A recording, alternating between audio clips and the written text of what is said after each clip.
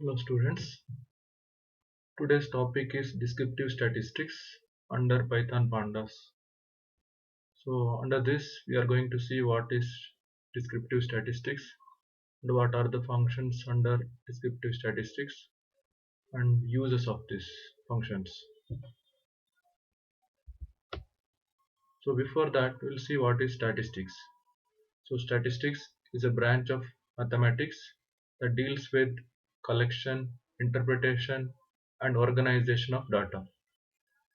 Descriptive statistics involves summarizing and organizing the data so they can be easily understood by the user. So that means the summary of the data, from that we can come to the conclusion what will be the sum, what will be the average, maximum, minimum or any other data can be analyzed. So what are the steps to get descriptive data statistics? So step 1, you can collect the data either from the data file or from the user directly. Second step is creating data frame from the data what is obtained.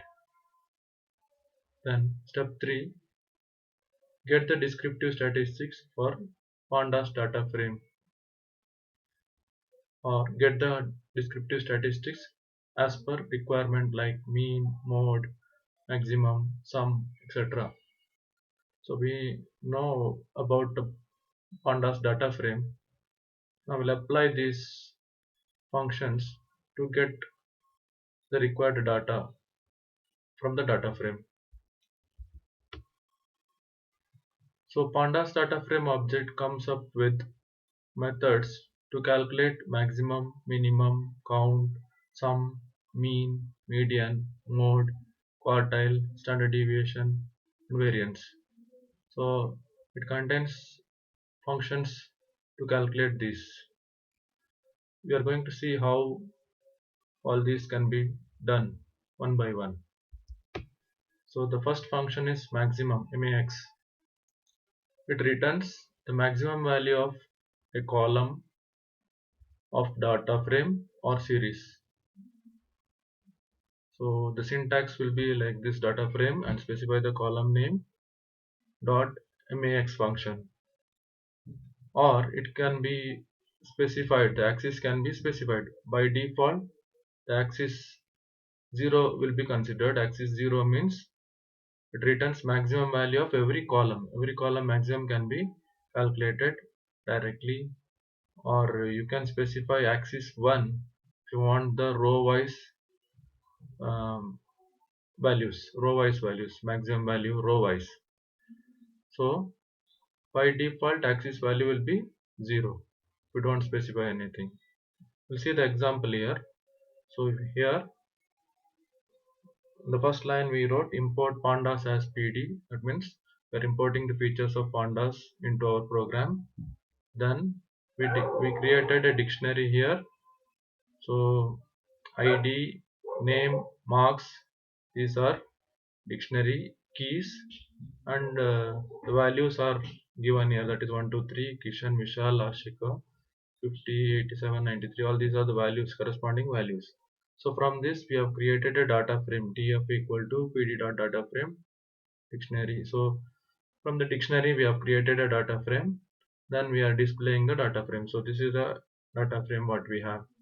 Now we want to display the maximum of marks. So what we can do is print df and specify the column name. I want a maximum of marks, so I can specify marks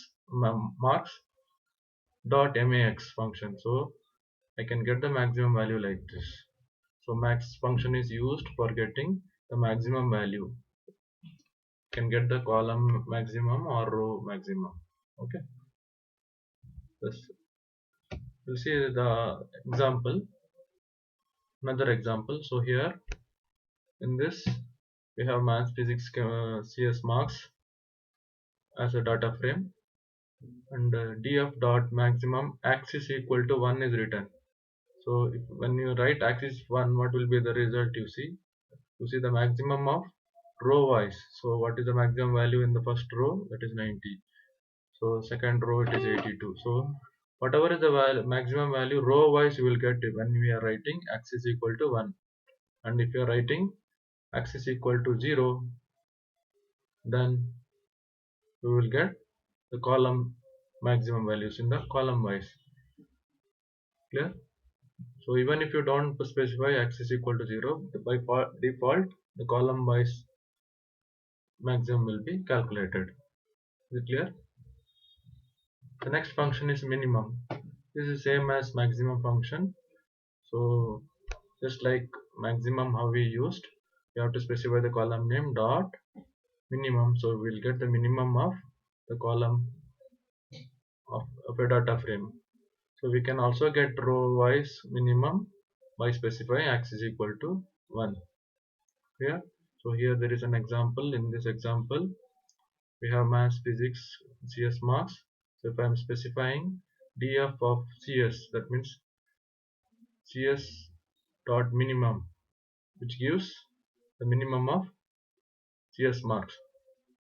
Is it clear? Next, count function. It returns number of values present in a column of a data frame or series. So we can get the count. So how many values are present column wise or row wise. So as I said earlier, we can get the row wise or column values by specifying the axis. Remember, always axis 0 is default value if you don't specify anything as argument within this function. So in this, what count function does, it counts. For example, df of cs dot count. So how many values are there under cs column wise? So it gives the result 3, because we have 3 different values. Clear? The next function is mean. So what is mean? It is used to return arithmetic mean of given set of values, which means the average. So mean of data frame we can get it. We can get the column mean or row wise mean values.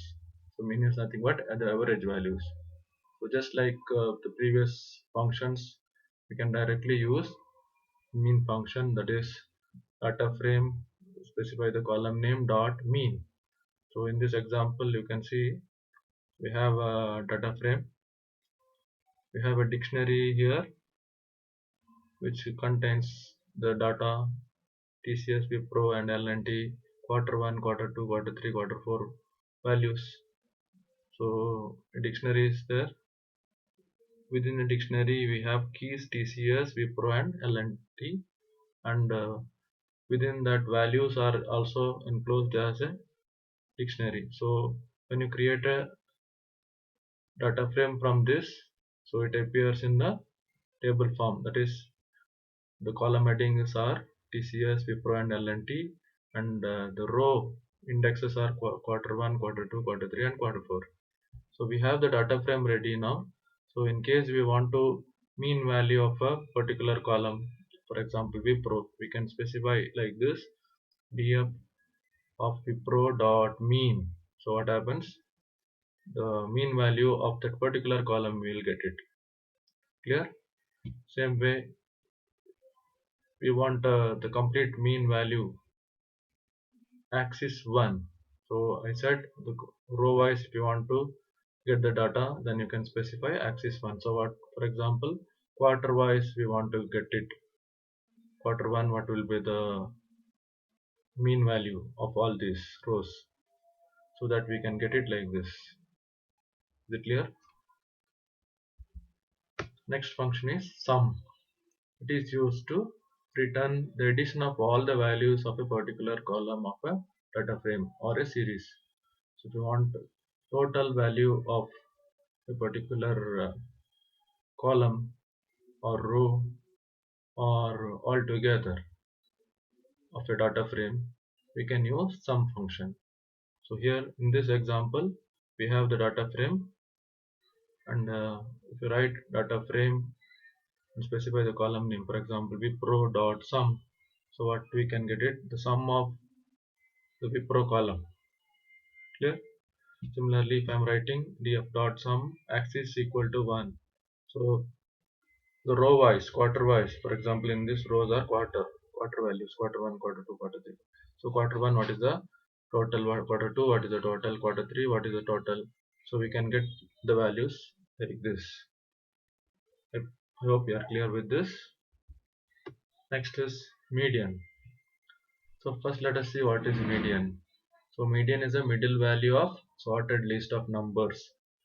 The step required to get median from a list of numbers are, so how can we get the median value? Sort the numbers in order. If the list has odd number of values, the value in the middle position is the median. If the list has even number of values, then the average of two values in the middle will be the median. So what you need to do is first arrange the data, then find out which element will be at the center. If we have odd number of elements, we can get the center element easily. If we have even number of elements, then there will be two elements in the center, and we need to find out the average of these two values. Here we'll see the example. The mathematical way of finding median is, so assume that you have these numbers 3, 13, 7. So these are the numbers. When we put these in order, so we are arranging it in order, ascending order here. So there are 15 numbers. So the center element will be the 8th element, right? So 8th element is in this order is 23. So the median value is 23. Clear? So this is when we are having odd number of elements. In case we have even number of elements, let us see this another example. So here in this case, the data we have, and we have arranged it in order. So there are 14 numbers in this. So we don't get one element at the center. We get a pair of elements, middle elements. So 21 and 23 lies in the center. So we need to find out the middle of this. That means we have to find the average, 21 plus 23. So we get 44 divided by 2. So average of these two elements, that is 22. So 22 is the median. Clear? So this is mathematical way of finding median.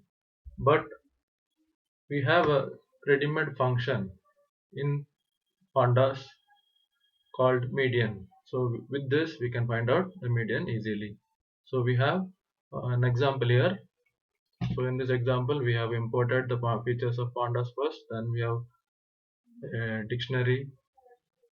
So dictionary contains key values TCS, Wipro and LNT, and within that we have values. So each values are again a dictionary. So when you create a data frame from this dictionary, the data will be arranged in this two-dimensional form. So we have the data frame here. Now if I am writing df data frame, within bracket I am specifying Wipro as a column dot median. So what happens? Wipro column's median value will be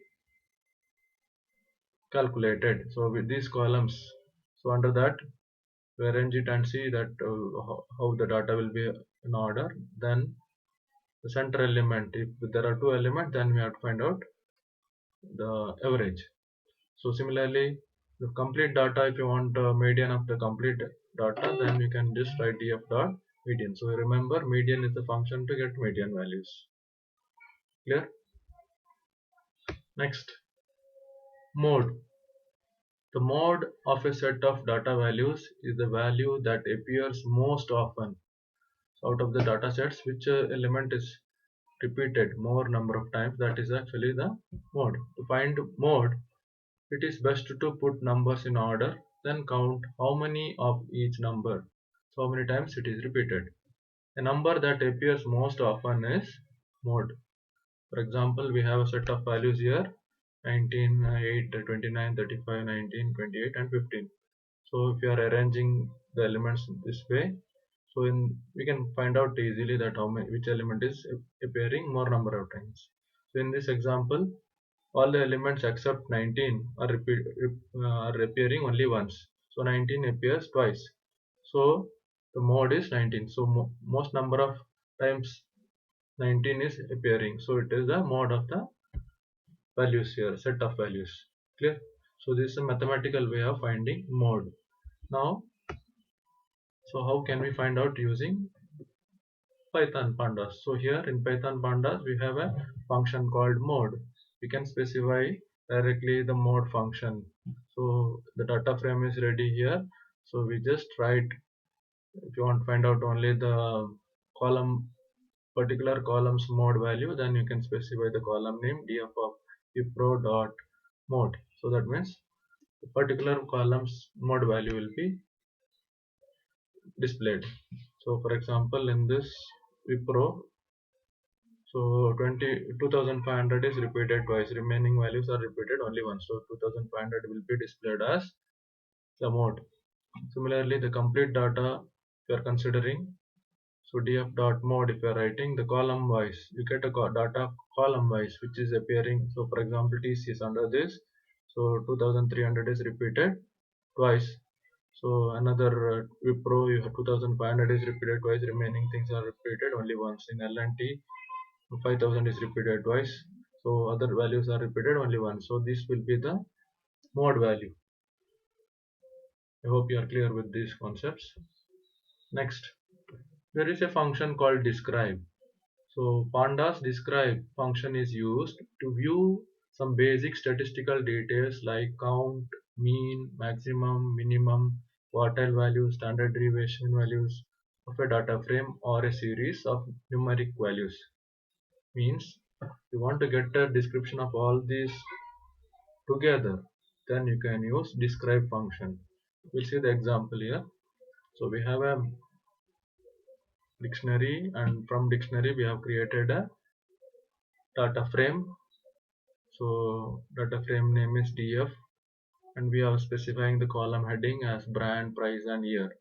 Okay, so this, from this data frame we want to get all these values like how many elements are available, what is the mean value, what is standard deviation, what are the quartile values. So if you want to get everything together under a single function, you can just specify. So like you can just write print df price. So price is a column dot describe. So it describes about the maximum, how many values are there in price, that is count. So what is the minimum value, what will be the maximum value, what is the standard deviation, what is the quartile values, first quartile, second quartile, third quartile values and maximum values. So this you can get at the using a single function called describe. Is it clear? I hope you are clear with these things. Next, so we'll see what is a quartile. So the word quartile is taken from the word quantile. And the word quantile is again taken from the word quantity. Let us understand this by taking an example. For example, so the 0.35 quantile states that 35% of observations in the data sets are below a given line. So that means 0.35 means 35%. So 35% of the observation in the data set are below given line. It is also states that there are 65, the remaining observations are above the line. So what you can understand from this is 0.35 quantile means 35% of the observations are of the data sets are below the given line. We'll see with the example. So you can understand by from this diagram. So quartiles in statistics are values that divide the data into quarters. So here, suppose we have a series of numbers from A to B. So then we divide it into two parts. So C is the midpoint, right? So now again we divide between A and C. So A and C will be A here, C here. So divide it. You get a center again. Okay. Again similarly C and B. So you divide. So you get another point here.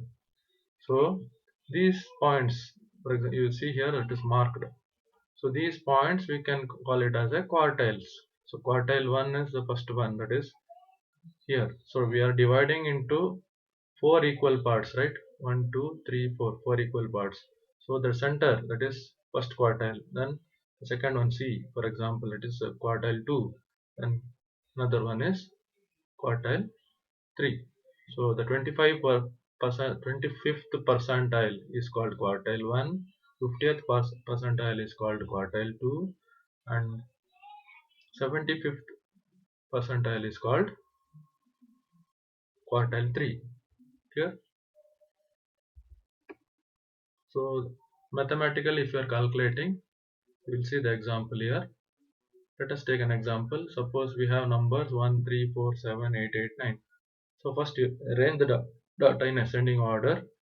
So it's already in ascending order, for example. Count total number of observation. What are the total number of observation? 7. So 7 values are there, right? Find out the first quartile, that is quartile 1, 25%, say 0.25, also called 25th percentile. So now calculate, for example, how to calculate this.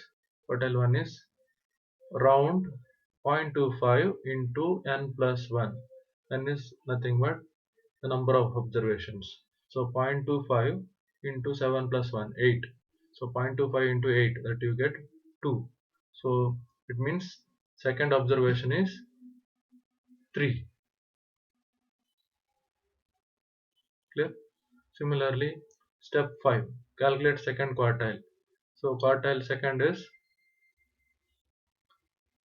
so 50%. So zero point 0.5 or 50th percentile. So again the same method will be used, 0.5 into 7 plus 1. So you get fourth observation, that is 7. So which element is present at the fourth location? So that is 7. Similarly, third quartile, if you want, you have to multiply by 75, that is 0.75 into 7 plus 1. So sixth observation, that is 8. So these are the mathematical way of finding quartile values. Now let us see how we can find out it using the Python codes. So here you can see that we have a panda series. So series of numbers from 1 to, so 1 to 4, 5, 6, 8, like this up to 20. There are few numbers. So if you want to get the quantile values, you can quartile values.